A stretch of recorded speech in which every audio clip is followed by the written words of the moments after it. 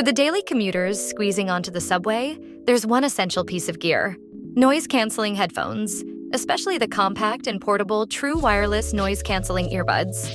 People often prefer products from the same brand as their phones, considering optimization for latency and feature compatibility. That's what we call the all-in-one brand ecosystem. This time, ReaLab has gathered 7 flagship true wireless noise-canceling earbuds from different smartphone brands and tested their noise-canceling performance. The models are Apple AirPods Pro 2, Huawei FreeBuds Pro 3, Oppo Enco X2, and its closely priced and positioned sibling, the OnePlus Buds Pro 2, Samsung Galaxy Buds 2 Pro, Vivo TWS4 Hi-Fi, and Xiaomi Buds 4 Pro. For this noise cancellation performance test, we used the GRAS45CA test fixture. Although it looks much simpler than the B&K 5128-C and costs only about a quarter as much, it doesn't suffer from torso resonance issues, and paired with a half-inch microphone causes a lower noise floor than the 5128-C, allowing it to measure deeper noise cancellation levels.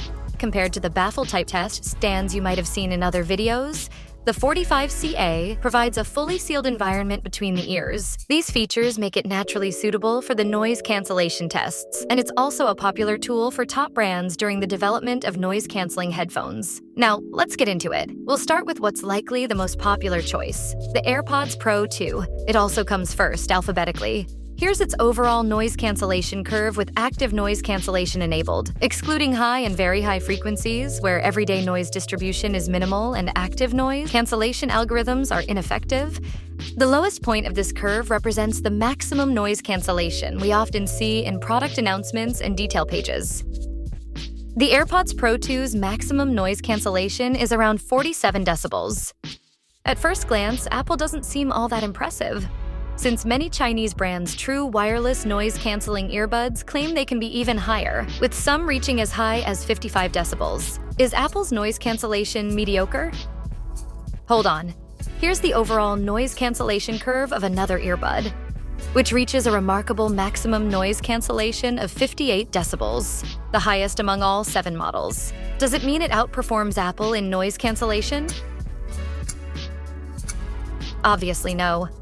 Although this peak, which is under 100 Hz, is deeper, the AirPods Pro 2 shows a clear advantage in mid-frequency noise cancellation. Within the 60 to 1000 Hz range, which covers most of the daily noises, the AirPods Pro 2 consistently delivers noise cancellations higher than 40 decibels. What does minus 40 decibels in sound pressure level mean? It means the noise is reduced by 99%.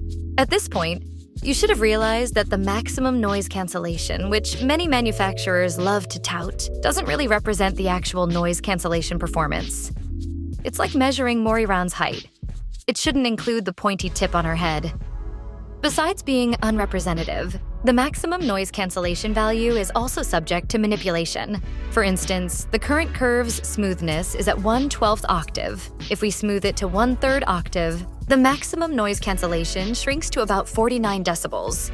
And if we show the curve completely unsmoothed, Moreover, the sound isolation capability of the human skull and face is just over 50 decibels. Noise-canceling earbuds can only block noise from the ear canal. They can't handle noise leaking in from other areas. So the pursuit of a higher noise canceling is not endless, at least until human ears can be cybernetically enhanced. Constantly chasing higher noise cancellation is not advisable. With so many flaws, why are manufacturers still so keen to promote maximum noise cancellations? Because most people, unlike you, won't listen to such a detailed explanation. When it comes to tech products, people are used to simple metrics like the scores, nits, MA, or watts, numbers that are easy to compare and understand, and can stir excitement about digital product competitions. In other words, it's great for marketing. Plus, maximum values sound very impressive, but I wonder why don't they include the camera module when bragging about phone thickness? To sum up this double standard behavior, consumers only need to pay.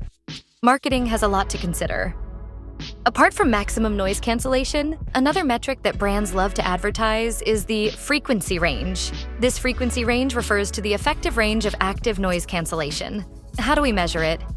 We first measure the passive noise cancellation curve with active noise cancellation off, which shows the isolation performance. We then subtract it from the overall noise cancellation, resulting in the pure active noise cancellation. Any frequency band below 0 decibel on this curve can be considered as the active noise cancellation's effective range, or frequency range. However, at the edges of the frequency range, the active noise cancellation effect is already quite limited compared to the low frequencies. This is true not only for these two earbuds, but for almost all active noise-canceling earbuds. Should the minimal reduction just above 0 decibel really be considered as part of the effective frequency range? The position of this 0 decibel point is highly unstable as well. Using different test equipment or slightly adjusting the wearing angle or depth will yield different results each time.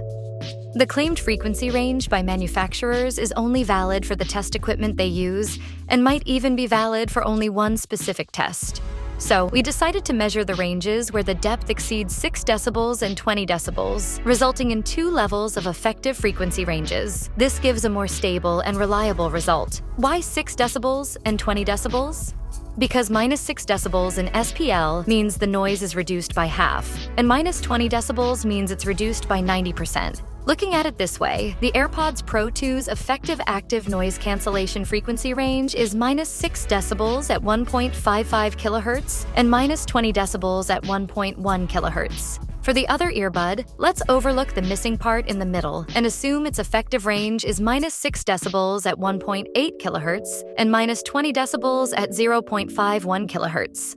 After explaining the maximum noise cancellation and frequency range in such detail, we can finally reveal the identity of this earbud. It's Vivo TWS4 Hi-Fi. Compared to the AirPods Pro 2, its mid-frequency noise cancellation performance is significantly weaker, and its low-frequency noise cancellation is also slightly inferior. While the officially claimed maximum noise cancellation is as high as 55 decibels, we even measured as high as 58 decibels, but this doesn't really matter.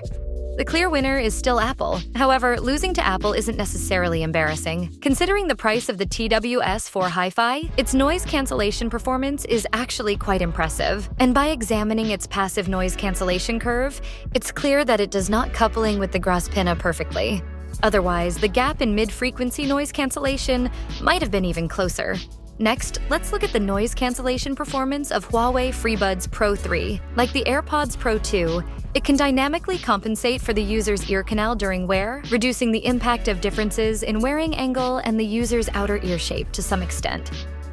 From the curve, it's clear that the Huawei FreeBuds Pro 3 provides over 35 decibels of noise cancellation before 1 kHz. Although its mid-frequency noise cancellation isn't as good as Apple's, but it's quite close. The effective frequency range is minus 6 decibels at 1.99 kHz and minus 20 decibels at 0.94 kHz. While it can't beat Apple, Huawei has managed to achieve real-time dynamic compensation, eliminating an only Apple can do feature, which is commendable. Then here's Samsung Galaxy Buds 2 Pro, the only bean-shaped product among these earbuds. Clearly, compared to Apple, its mid-frequency noise cancellation still falls short. The frequency ranges are minus 6 decibels at 0.82 kHz and minus 20 decibels at 0.55 kHz, much lower than Apple's. Moreover, its bean shape doesn't provide much passive noise cancellation advantage, which explains why the design of its third generation became more conservative. The maximum noise cancellation of Oppo Enco X2 is quite impressive, 12 decibels higher than the claimed 45 decibels. Unfortunately, that doesn't help much. Aside from this sharp peak that barely reaches 100 Hz, Enco X2's noise cancellation is far from what the AirPods Pro 2 offers. With a frequency range of minus 6 decibels at 0.72 kHz and minus 20 decibels at 0.4 kHz, it's not even a close competitor. But to be fair, Enco X2 is the oldest model among these earbuds, not far from an update. Then here's OnePlus Buds Pro 2, which came out a bit later and has a similar price point and chip as Enco X2. While its maximum noise cancellation is a bit worse, but the bass performance is slightly better. However, its frequency range of minus 6 decibels at 0.52 kHz and minus 20 decibels at 0.36 kHz is still slightly worse than Enco X2. Finally, we have Xiaomi Buds 4 Pro, which achieves a maximum noise cancellation of 58 decibels. tying with Vivo TWS 4 Hi-Fi for the highest rating. The difference is that Xiaomi's peak occurs at a higher frequency. Its mid-frequency noise cancellation is quite good among all the Android earbuds, though its low-frequency noise cancellation is somewhat compromised and still noticeably inferior to Apple's. That said, its frequency range is really impressive, -6 decibels at 4.9 kHz and -20 decibels at 0.81 kHz. So, relying solely on the -6 decibels measurement doesn't seem very reliable. From this round of tests, it's easy to see that even though Apple often gets beaten up on the maximum noise cancellation numbers promoted by its competitors, in terms of actual active noise cancellation performance, Apple still holds the crown. Among other products, Huawei FreeBuds Pro 3 comes closest to the AirPods Pro 2, while Vivo TWS 4 Hi-Fi offers the best value.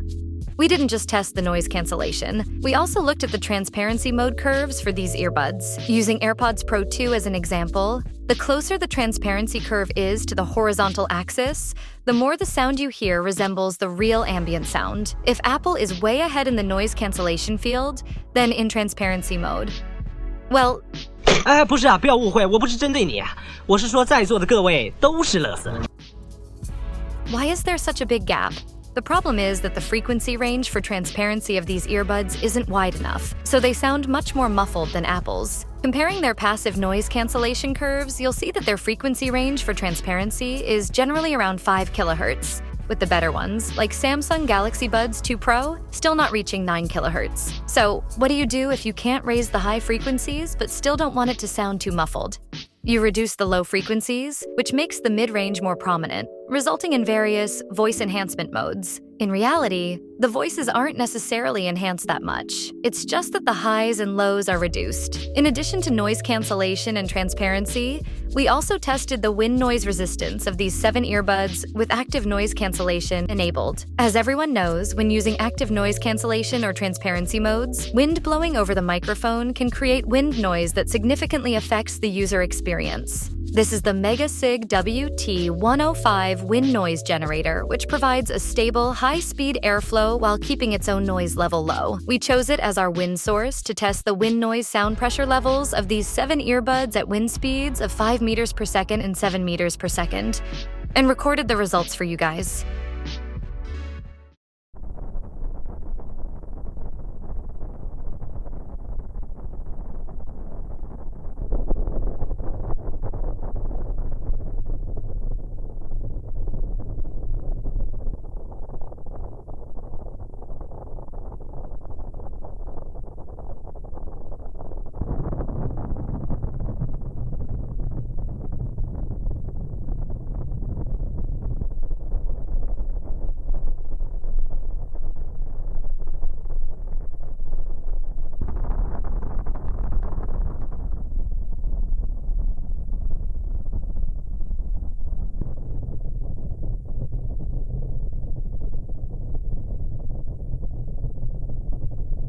We compiled the wind noise sound pressure levels for these 7 earbuds at both wind speeds. If you notice that some earbuds have 2 different values for the same wind speed, it's because their wind noise reduction strategy involves shutting off the feed-forward microphone when strong wind is detected to suppress the wind noise. You can clearly hear this in the recordings. While this method is simple and effective, turning off the feed-forward mic also means a reduction in noise cancellation performance. In terms of both the listening experience and the data, AirPods Pro 2 still leads in wind noise resistance. However, compared to the previous generation, its wind noise resistance performance has declined, which may be quite noticeable for users switching from the first generation. This is due to the added openings for the microphone. If you cover them, the wind noise is significantly reduced, but the active noise cancellation will stop working properly. In case of other opinions, let me speak frankly. We chose 5 meters per second and 7 meters per second, equivalent to 18 kilometers per hour and 25.2 kilometers per hour. This is because these speeds roughly represent medium cycling speeds and the maximum speed of standard electric bicycles. We definitely don't recommend using noise cancellation while cycling. Wind noise during transparency mode can't be measured and compared, because once the feed-forward microphone stops working, transparency mode is entirely disabled. So we can only compare wind noise in noise cancellation mode. After several rounds of detailed testing, it's clear that Apple AirPods Pro 2 leads in noise cancellation, transparency, and wind noise resistance. If we rank these advantages by importance, transparency, which has been really close to ambient sound since its first generation, is likely the most challenging for competitors to catch up on. Next is Apple's advantage in mid-frequency active noise cancellation, which currently has no match. Finally, it's the wind noise resistance, where at least Vivo TWS 4 Hi-Fi comes close. However, considering the gap between their noise cancellation performance, it's hard to be optimistic. After all, active noise cancellation performance and wind noise intensity are both directly related to the microphone's gain. So, if Apple sacrifices AirPods Pro 2's noise cancellation advantage, its wind noise resistance might improve even further. Therefore, for users who prioritize noise cancellation and transparency, AirPods Pro 2, which came out almost 2 years ago, is still the best choice. However, if you're not an iPhone user, while cross-platform use doesn't affect noise cancellation performance, there might be some issues with latency, feature support, and connection stability.